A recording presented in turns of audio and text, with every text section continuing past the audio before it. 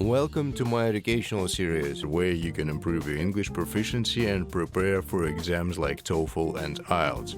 In this episode, we'll focus on an academic topic. You will hear a talk followed by several questions. I recommend that you take some notes while listening because it will help you at the end of the conversation to answer all of the questions in the quiz correctly. So let's listen to it. Hey everyone, if you're listening to this, you're probably the kind of person who loves learning new stuff quickly and thoroughly. And you've come to the right place. Exactly.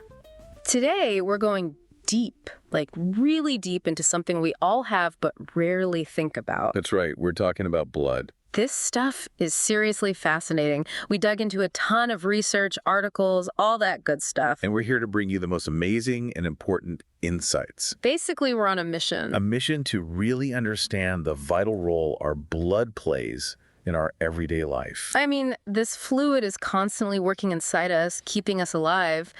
But how often do we actually stop and think about it? You're right. It's pretty easy to take our blood for granted. Totally. But blood is way more than just, a red liquid. It really is. It's like this crazy, organized and dynamic system, almost like its own little world. Okay, so when we talk about blood as a system, what's actually in there? I mean, I know it's not just one thing. You got it. Think of it as a mix. You've got this yellowish fluid called plasma, and that's where all these different types of cells are just floating around. Right.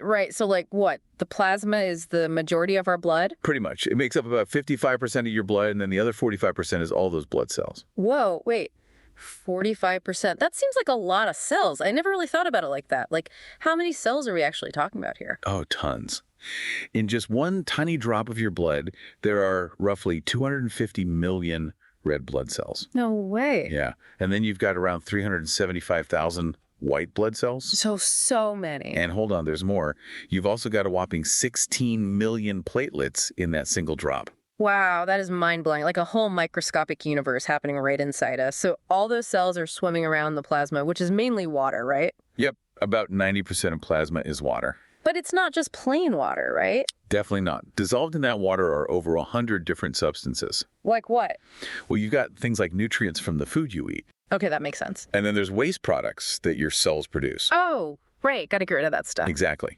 You've also got hormones. Those act like messengers traveling around your body. Oh, like chemical messengers. Exactly. And then you've got essential salts, too. So many things going on in there. It's like a little highway system. That's a great way to put it. Blood delivers all the good stuff and takes away the bad stuff. So it's constantly delivering oxygen from your lungs and nutrients from your food to every single one of your trillions of cells. Wow. Trillions. That's an insane number. And at the same time, it's picking up carbon dioxide and all the other waste those cells make and taking it away to be disposed of. It's like a super efficient delivery and waste removal service. Pretty much. And it does even more than that. Like, did you know blood also helps regulate your body temperature? Really? Yeah, it distributes heat throughout your body. Like, have you ever noticed how your face gets all flushed when you're hot? Oh, yeah, for sure. That's your blood at work. Huh. Never thought about it like that. So blood delivers nutrients, takes away waste, controls temperature, and it also fights off infections, right? You got it. That's where your white blood cells come in. They are the stars of your immune system. Yeah, the immune system. What are those white blood cells actually doing to fight off those infections? Okay, so you've got these white blood cells called neutrophils and macrophages. These guys are basically like little Pac-Man. Pac-Man, huh? Yeah, they go around and engulf and digest all the bad stuff like bacteria and other invaders. So they eat the germs. Exactly. Then there are lymphocytes. And what do they do? Lymphocytes are the ones that release antibodies. Antibodies. Those are like the guided missiles of the immune system, right? Exactly. They're very specific proteins that target and disable harmful germs. Super cool. So we've got this whole complex system of delivery, waste removal, temperature control, and defense, and it's all powered by that amazing organ, the heart. The heart, the pump that never stops. Never stops, that's right. I mean, it's made of muscle, but it never gets tired, right? Nope. Your heart is made of cardiac muscle, which is designed to work nonstop. It's incredible. Over an average lifetime of 70 years, your heart will beat approximately 2.5 billion times. 2.5 billion times. That is nuts. It really is a remarkably reliable pump. So reliable. And all that blood it's pumping is traveling through this massive network of blood vessels, right? It is. We're talking about arteries, veins, and those tiny capillaries. That's right. Arteries are the ones that carry the oxygen-rich blood away from the heart.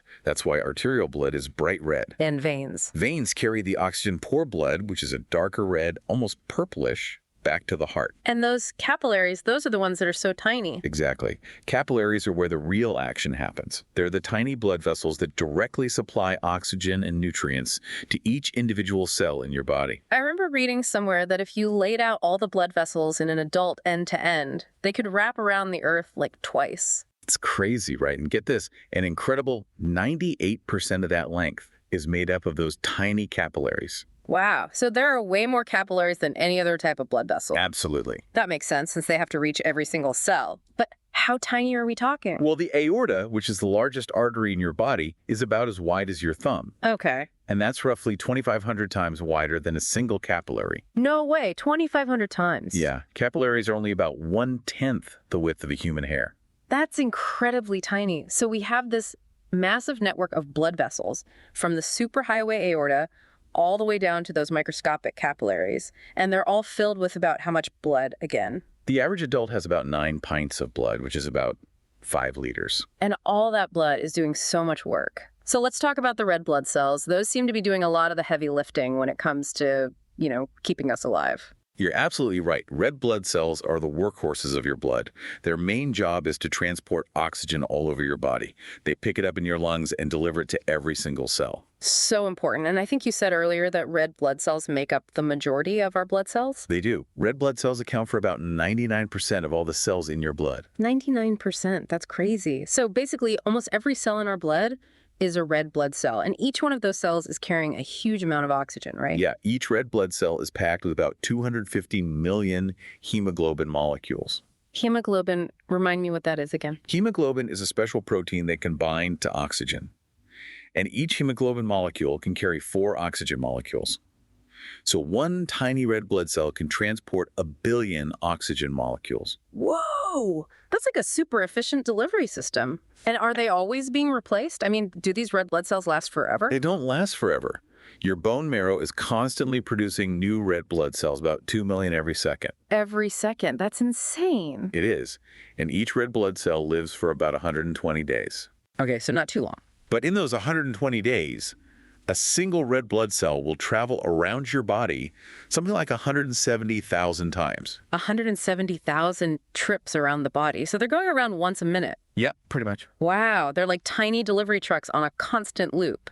And then what happens to them after 120 days? After they've done their job, they get broken down and recycled by your spleen and liver. So it's like a constant cycle of creation, delivery, and then recycling. Fascinating. And we also have those different blood types, right? Like A, B, and O. Exactly. Those blood groups are determined by special markers, like little flags on the surface of your red blood cells. And these markers are really important for things like blood transfusions. Oh, right. Like if you get a blood transfusion, they have to make sure they give you the right blood type. Otherwise, your body might reject it. You got it. So those blood groups are super important for making sure blood transfusions are safe. Yeah, and speaking of which, blood donation is a huge deal. It really is. Did you know that over 112.5 million units of blood are donated each year worldwide? That's a lot of blood. It is, and it's crucial for surgeries and treating lots of different medical conditions. Makes you realize how important those blood drives are. And all this is happening while our heart is beating away, what was it, about 70 times per minute on average? Yeah, about 70 beats per minute at rest. But that rate can go way up when you exercise. Oh, for sure. My heart is pounding after a good run. Well, when you exercise, your muscles need more oxygen, right? Yeah, that's why we breathe harder. Exactly. So your heart rate increases to pump more oxygen-rich blood to your muscles. So it can double, triple. Yeah, it can easily double or even triple during strenuous activity. So it's all connected, the heart rate, the oxygen, the red blood cells. All working together to keep you going. It's really amazing when you think about it. So to sum it all up, blood is this incredibly dynamic and complex system that's constantly working to keep us alive. Absolutely. It's delivering nutrients, removing waste, regulating temperature, defending against infections, and it's all happening without us even thinking about it.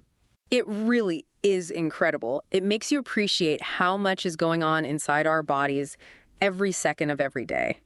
And we only scratched the surface today. That's right. We focus mostly on the blood itself, But what about the organs that make it all possible? The bone marrow, the spleen, the liver, each one plays a vital role. That's true. There's so much more to learn about this amazing system. It just goes to show you how much we take for granted. Exactly. So next time you see a drop of blood, remember, it's not just a red liquid. It's a whole world of activity, a symphony of life happening right beneath the surface. Well said. I think we all learned a lot today. Thanks for joining us on this deep dive into the incredible world of blood. Thanks for having me. It's been a pleasure.